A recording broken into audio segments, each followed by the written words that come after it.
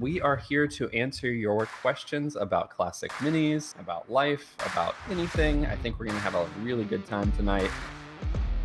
I always try and say, don't I, that my channel is about getting rid of the black art of working on minis. For me, getting into minis, it was I had a newer mini. 2007 was one of the BMW minis. It was a Cooper S, and I found out about classics. I'm like, you know what? That's what I want.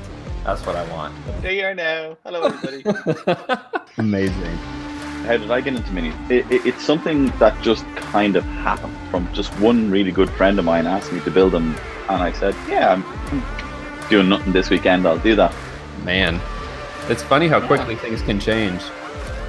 It's awesome to have so much really good fun chat with you all. And Yep, that's the best part. I'd really like to make this a regular thing.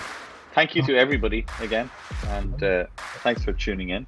Thanks, everyone, and you know the drill. Enjoy those minis. See you guys on the next one.